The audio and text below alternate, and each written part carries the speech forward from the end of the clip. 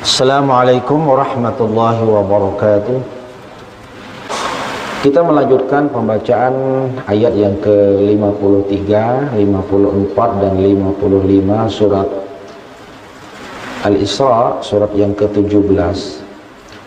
Wa qul li'ibadi, katakan wahai Muhammad kepada hambaku, yaqulu allati hiya ahsan, hendaklah berkata dengan perkataan yang baik dan benar.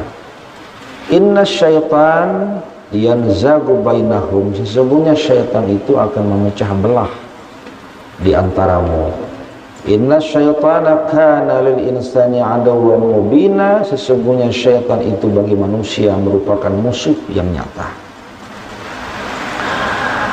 Qul li'ibadi wa qul li'ibadi, katakan wahai Muhammad kepada hambaku. Hamba di sini maksudnya yang pertama adalah orang-orang yang beriman. Kata-kata ibad dalam Al-Quran senantiasa dan kebanyakannya dikaitkan dengan orang-orang yang beriman. Fabashshir ibadilladzina yastami'unal qaul, berikan kabar gembira kepada hamba-hamba yang senantiasa mendengarkan. Wadkhuli fi ibadi wadkhuli jannati, masuklah ke dalam hambaku dan masuklah ke dalam surgaku. Aina yashrabu biha ibadullah, kata-kata ibad dikaitkan dalam makna orang-orang yang beriman kepada Allah. Meskipun ada yang memberikan maksud ditujukan kepada orang-orang kafir, kebalikannya, tapi orang-orang kafir yang menganggap diri mereka sebagai orang yang beriman, katakan kepada mereka, wahai Nabi Muhammad, yaqulul lati hiya ahsan, adalah mereka berkata dengan perkataan yang baik dan benar. Kita tahu bahwa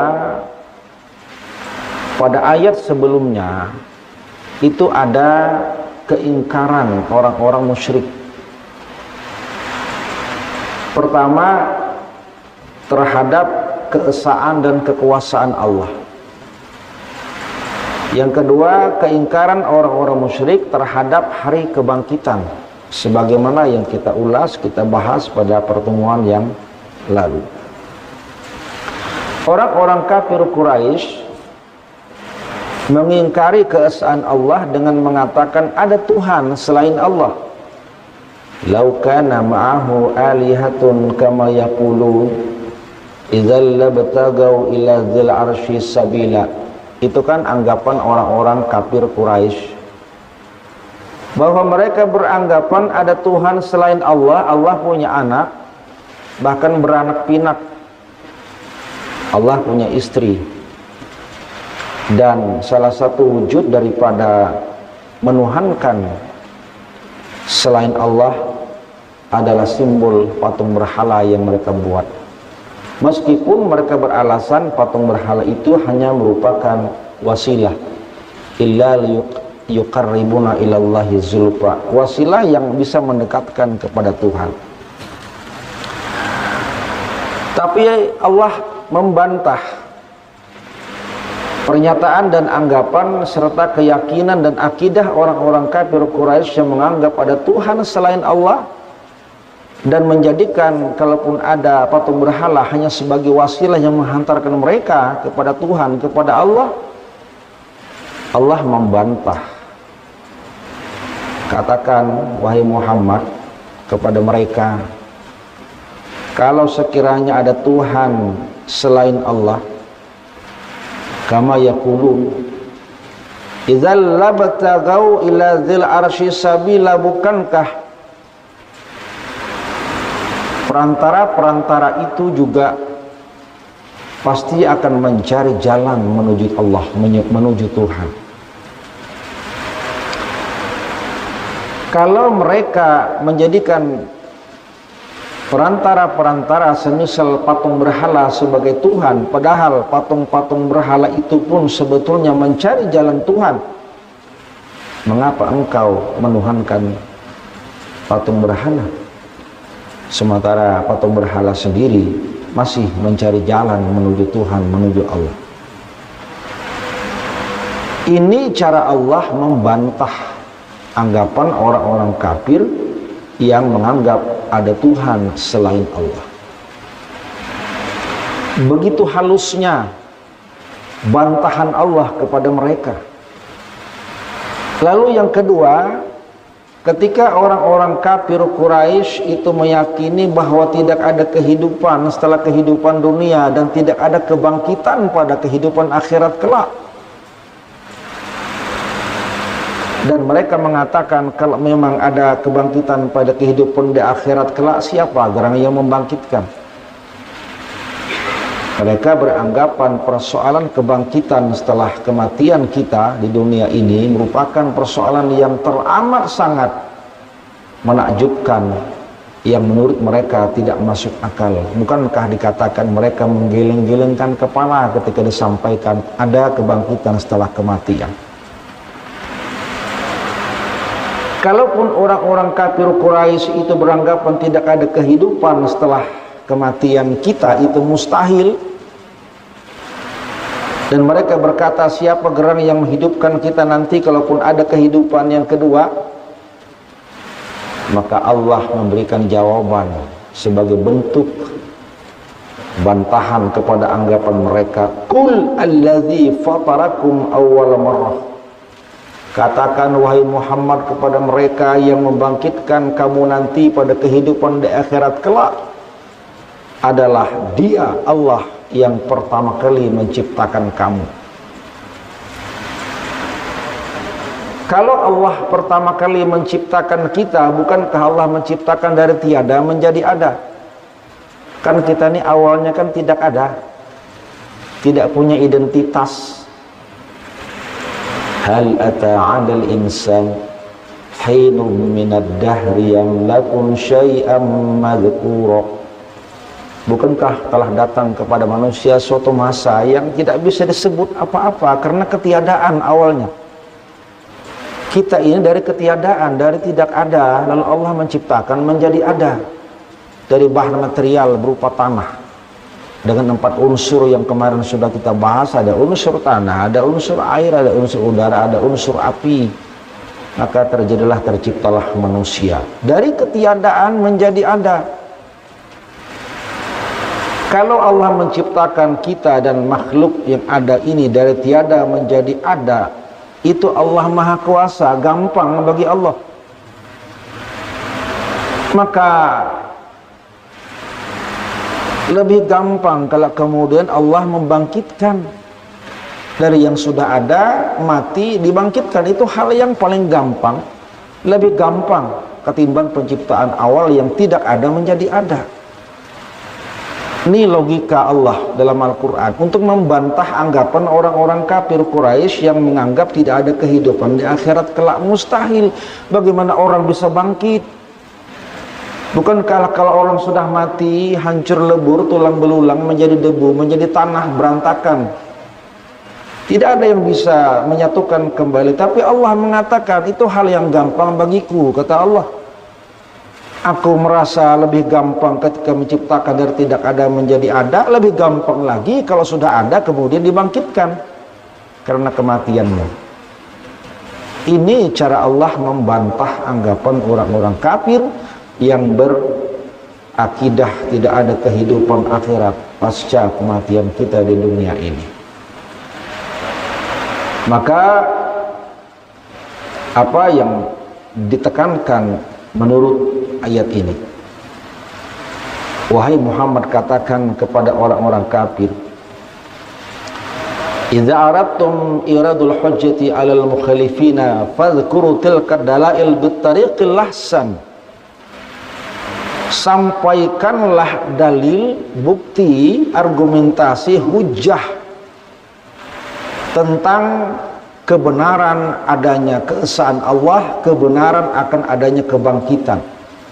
Sampaikan bahwa menuhankan Tuhan selain Allah adalah batil, dan sampaikan keyakinan yang beranggapan tidak ada kehidupan pada kehidupan akhirat kelak, tidak ada kebangkitan pada kehidupan akhirat kelak adalah sebuah kebatilan. Sampaikan, tapi dengan cara yang baik. Ini pesannya. wa huwa an la yakuna dzikrul hujjati makhlutan bisyatm wassab. Maka jangan sampai kemudian kalau kita melakukan jawaban balik kepada orang-orang yang menentang, yang mengingkari akan kebenaran dengan cara mencaci maki dan mencela.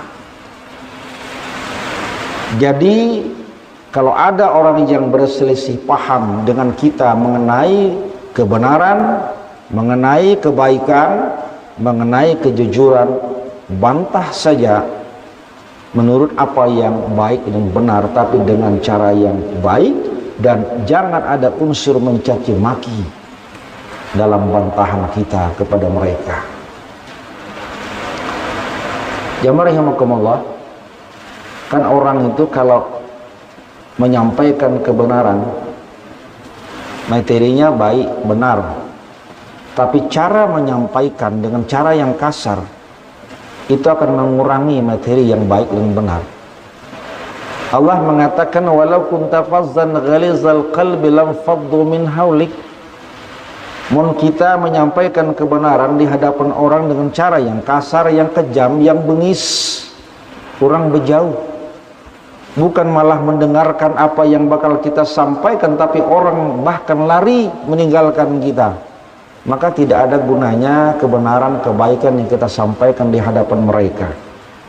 Maka Allah mengatakan ayyaqulu, dalam engkau berkata dengan perkataan yang baik. Yaqul latihi ahsan, baik dan benar. Mengapa kita harus berkata dengan perkataan yang baik dan benar tentang kebenaran dan kebaikan? Karena cara kita menyampaikan dengan cara yang baik, yang benar, yang lemah, yang lembut, bahkan dengan metode yang persuasif orang wayah ini, itu jauh lebih memberikan kesan ke dalam hati orang yang mendengarkan,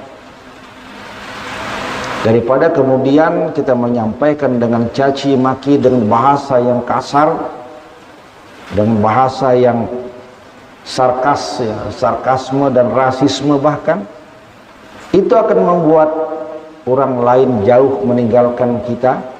Dan karena itu inna syaitana yanzagu bainahum, syaitan itulah yang telah memecah belah kita. Maka orang yang berkata kasar, penuh dengan kekejian, penuh dengan caci maki, itu sebetulnya adalah muatannya adalah setan, karena dia yang menjadi provokator, yang membuat orang menjadi pecah belah. Maka tidak ada kebaikan dalam kekasaran dan kekejaman, baik itu dalam perkataan apalagi dalam perbuatan. Inna syaitana kana lil insani aduwwan mubina, ini menunjukkan bahwa syaitan adalah musuh bebuyutan kita sejak awal. Jamaah rahimakumullah, Allah menyatakan wala tasubbul ladzina yad'una min dunillah fayasubbullaha 'udwan bighairi 'ilm. Mun kita mencaci maki orang lain, maka pasti akan berbalas orang pun mencaci maki kita. Wala tasubbul ladzina yad'una min dunillah, jangan kau caci maki orang yang berdoa kepada selain Allah, diusah, dicaci maki.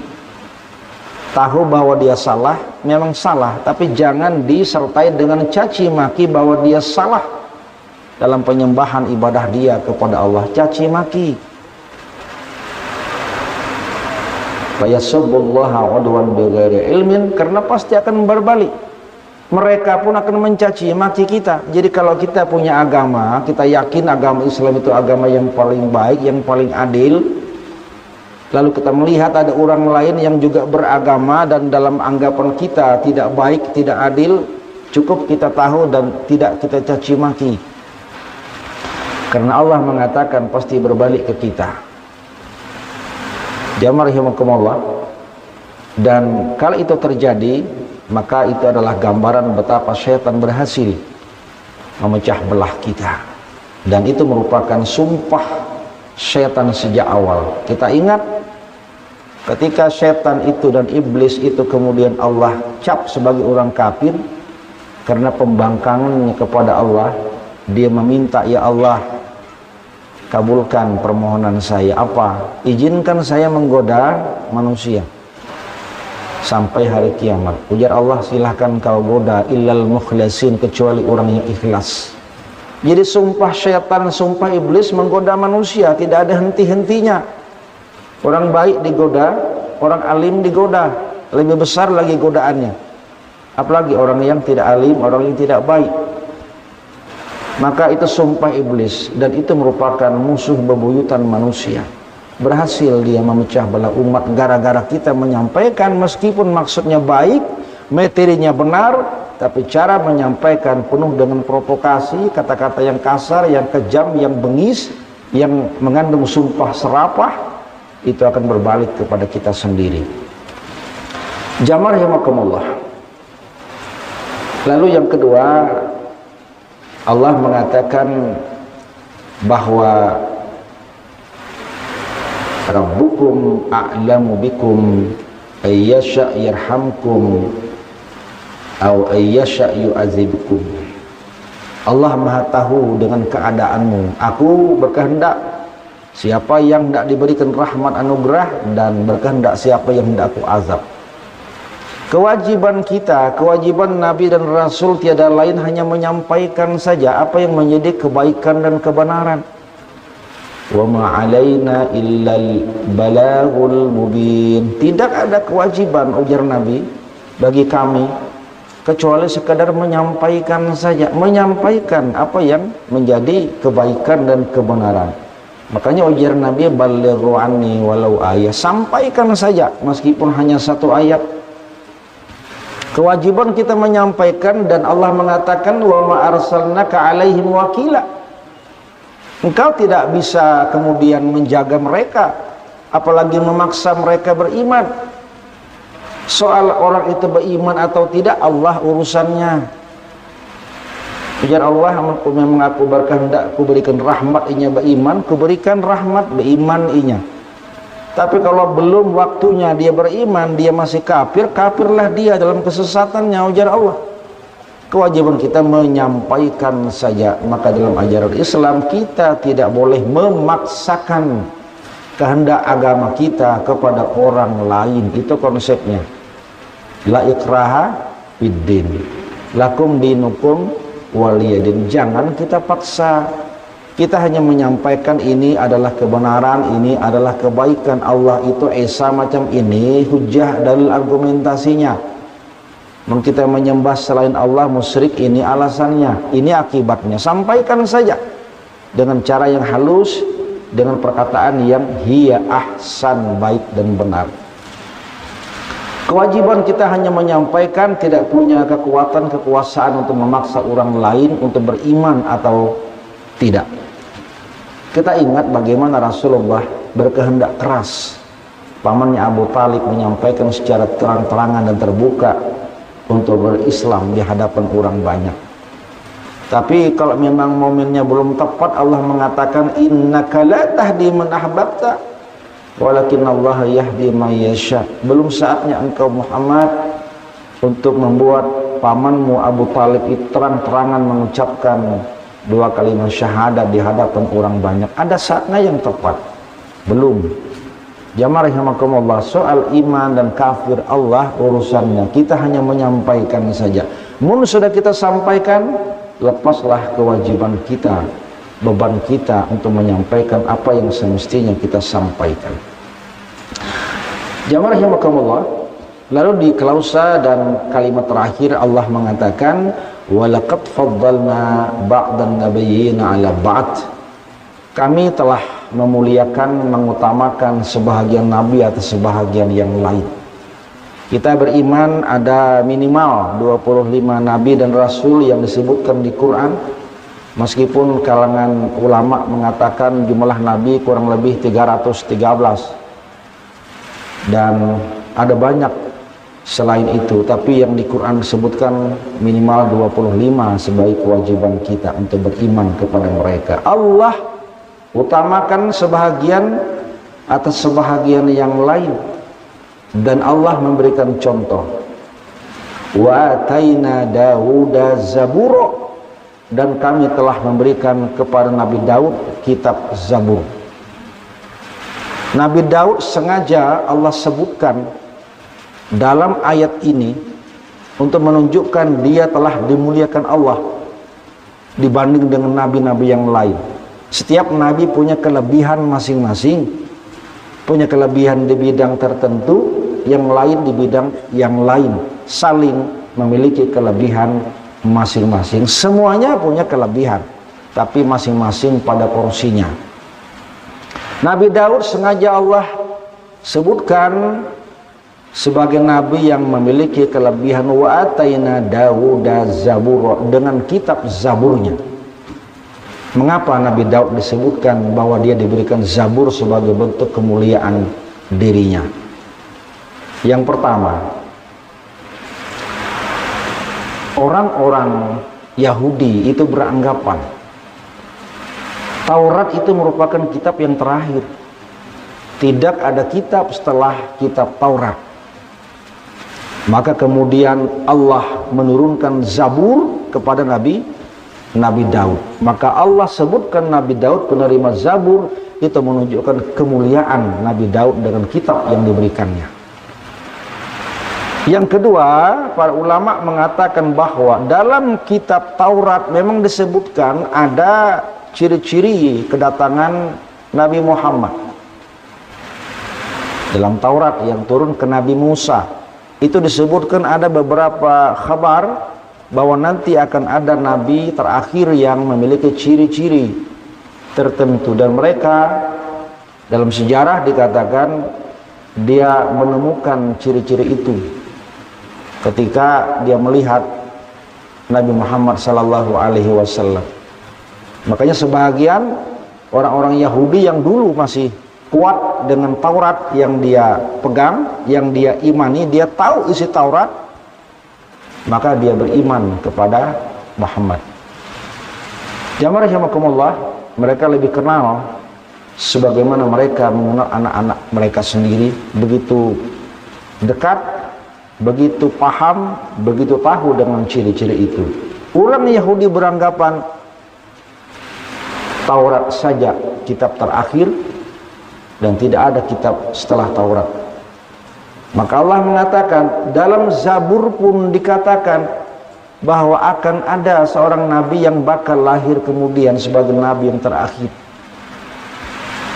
Jadi anggapan orang Yahudi yang mengatakan hanya berita itu ada pada kitab Taurat, Allah nyatakan, Allah bantah dengan mengatakan tidak hanya pada kitab Taurat saja berita tentang kedatangan Nabi Muhammad, bahkan dalam kitab Zabur pun Allah beritakan tentang kedatangan Nabi Muhammad sallallahu alaihi wasallam.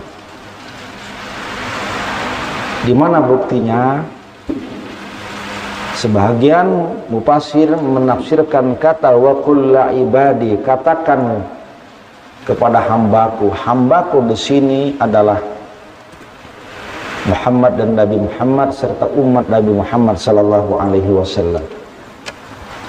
Yang kedua, innal arda yarithuha ibadiyas salihun. Bumi ini akan diwarisi oleh orang-orang yang soleh. Siapa itu? Nabi Muhammad dan umat Nabi Muhammad sallallahu alaihi wasallam. Yang ketiga, kenapa kemudian Daud disebutkan sebagai penerima Zabur? Bukankah Zabur kitab Allah, simbol pengetahuan, simbol ilmu? Daud adalah seorang nabi, tapi sekaligus sebagai raja di raja yang punya harta kekayaan yang banyak, yang nanti akan diwariskan kepada Nabi Sulaiman alaihissalam. Tapi mengapa Allah menyebutkan wa ataina Dawuda zaburo, kami berikan kepada Daud itu kitab Zabur? Allah tidak mengatakan kuberikan kepada Daud itu kerajaan. Allah tidak mengatakan kuberikan kepada Daud harta benda, tidak. Tapi Allah mengatakan kuberikan kepada Daud Zabur, kitab. Karena kitab Taurat, Zabur, Injil, Quran simbol pengetahuan. Maka kemuliaan seseorang terletak pada pengetahuan yang diberikan kepadanya. Bukan kehormatan itu karena harta, kekayaan dan pangkat jabatan. Itu maknanya. Kenapa Allah menekankan kuberikan kepada Daud kitab Zabur sebagai simbol pengetahuan? Karena kalau orang memilih di antara pilihan sebagaimana yang ditengahkan kepada Nabi Sulaiman, wahai Nabi Sulaiman, kau hendak pilih, hendak ilmu kah, hendak harta kah, hendak kekuasaan, jabatan, pangkat kah? Ujar Nabi Sulaiman, aku pilih ilmu saja. Maka dipilihlah ilmu, Allah berikan ilmu. Dengan ilmu justru Allah berikan harta yang banyak dan pangkat jabatan. Jadi ilmulah yang membuat mulia, dan dengan ilmu sekaligus orang akan mendapatkan harta yang banyak dengan ilmunya tentunya. Dan dengan ilmu pula orang justru bisa mendapatkan pangkat dan jabatan. Menwayahi ini paradigmanya terbalik. Cari dulu pangkat jabatan, maka pasti dapat harta kekayaan dengan jabatannya. Soal ilmu, biar mendikbud ilmu, nol ilmunya, tapi raih dulu pangkat jabatan demi harta kekayaan. Itu kan paradigma wayah ini. Maka Allah mengingatkan kita dengan ayat ini, semoga kita mewarisi ilmu yang tertera dalam kitab seperti yang turun ke Nabi Daud dengan Zaburnya, dan tentunya Injil dengan Nabi Isanya, dan kemudian Quran dengan Nabi Muhammad sallallahu alaihi wasallam. Karena tidak ada kemuliaan kecuali dengan ilmu pengetahuan, bukan harta benda dan bukan dengan pangkat dan jabatan. Aku qouli hadza wa astaghfirullah. Wassalamualaikum warahmatullahi wabarakatuh.